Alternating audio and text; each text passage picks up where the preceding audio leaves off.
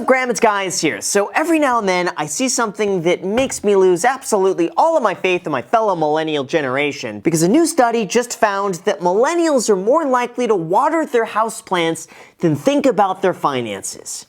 Yeah, let that sink in for a second. It's not getting any better either, with the fear of debt holding many of them back from buying a house, with 61% of renters unable to afford to buy a home in their city. But that could soon change. Even though the housing market is seemingly unstoppable, having increased another 17% throughout the last year, HousingWire now calls the real estate market savagely unhealthy, and Zillow predicts that the wildest home price swing still awaits. On top of that, now that the Federal Reserve has committed to their plan to aggressively raise interest rates, one analyst warns that the housing market is in the early stages of a substantial downshift, while more investors are dumping stocks for cash and potentially bracing for recession concerns. So let's talk about the 5 latest real estate predictions from analysts and experts, why home sales are expected to drop by 25%, and then finally, why millennials are so bad with money. But first, before we go into that, YouTube just released an update where if you hit the like button, there's some really cool confetti that appears. If you don't believe me, just give it a quick tap to find out for yourself.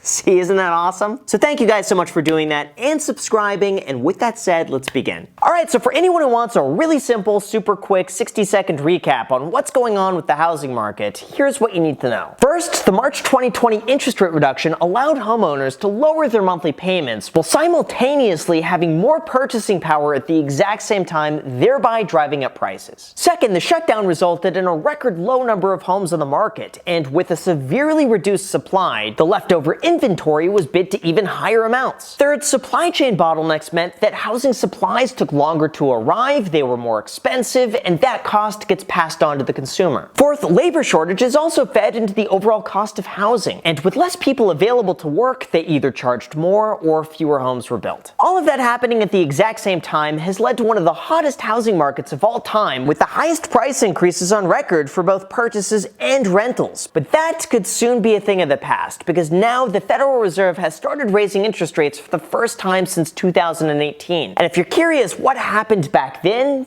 the housing market dropped. See, after the 2008 Great Financial Crisis, the Federal Reserve did something very similar to what we're seeing today. They lowered interest rates and purchased mortgage-backed securities as a way to stimulate lending and get the housing market back on its feet. But that couldn't last indefinitely. In 2015, the Federal Reserve began raising interest rates for the first time in 7 years, and by 2018, they had increased to the highest level in a decade. Although when they signaled for even more rate hikes in 2019, the market went into a full-scale panic. By May of 2019, it was said that the Federal Reserve had ruined the stock market rally, with the S&P 500 having dropped 20% from September through December in 2018. Although one of the less talked about aspects of this free fall was the impact of the real estate market. Within 6 months of the stock market decline, home sales began to drop, prices started to fall, and growth almost completely stalled while the federal funds rate approached 2.5%. However, here's where things took a very interesting turn. In mid-2019, the Federal Reserve decided to lower interest rates again because, as they say, there's really no reason why the expansion can't keep going. Inflation is not troublingly high. If you look at the US economy right now, there's no sector that's booming and therefore might bust. Or in other words, they lowered interest rates to boost and maintain growth, of which they were not seeing in a rising interest rate environment, and as you would expect, not even 6 months later, median home prices hit another record high while housing inventory hit a record low. But now that we're seeing something similar, with the Federal Reserve raising interest rates back to where we saw in 2018, could that lead to another housing market slowdown with prices expected to fall? Well, the chief economist and founder of Pantheon Macroeconomics projects that existing home sales will drop roughly 25% from the annual pace of 6 million set in February to 4.5 million by the end of summer. On top of that, he says that the housing market is in the early stages of a substantial downshift in activity, which will trigger a steep decline in the rate of increase of home prices starting perhaps as soon as the spring. Part of this is backed by the recent drop of mortgage demand, which slowed to its lowest point since 2019, with demand for refinancing having dropped nearly 50% from a year ago, signaling that higher interest rates are putting more pressure on buyers, and as a result, they have less interest in purchasing.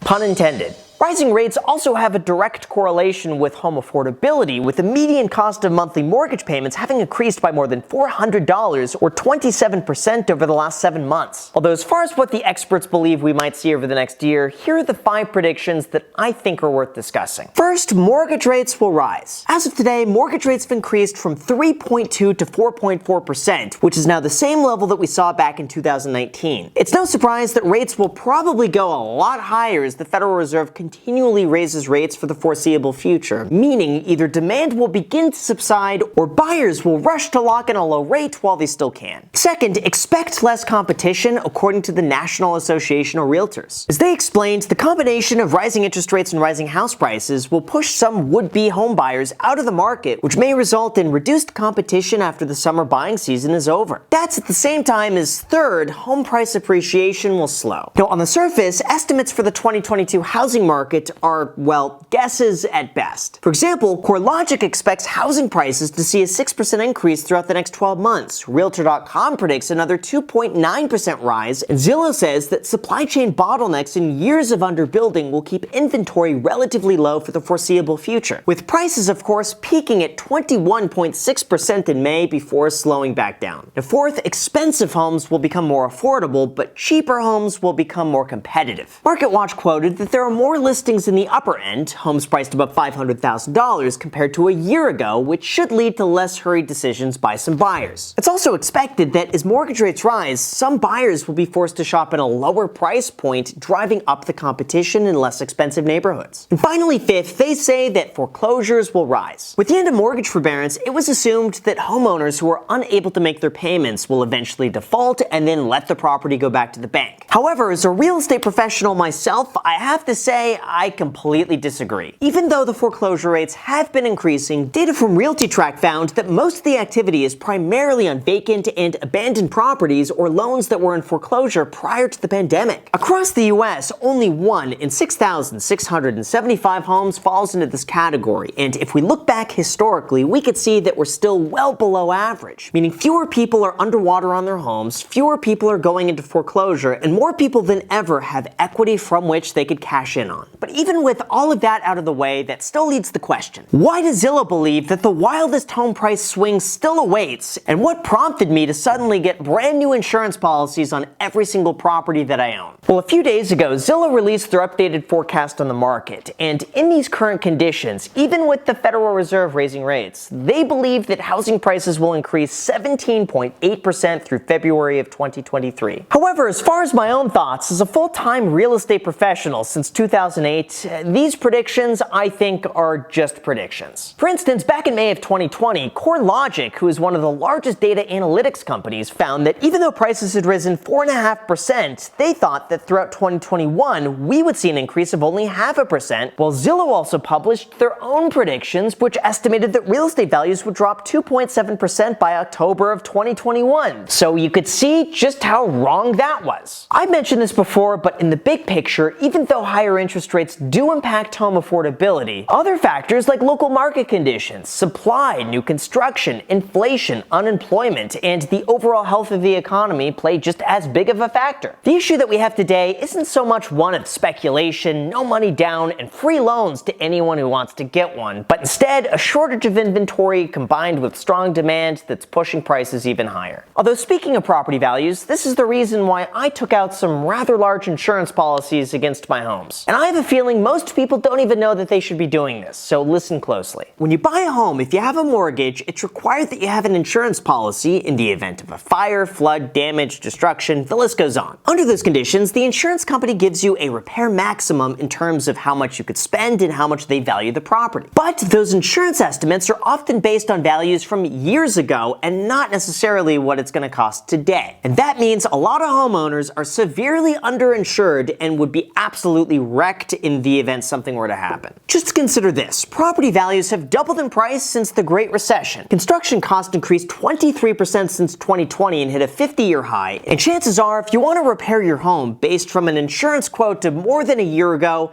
how do I say this?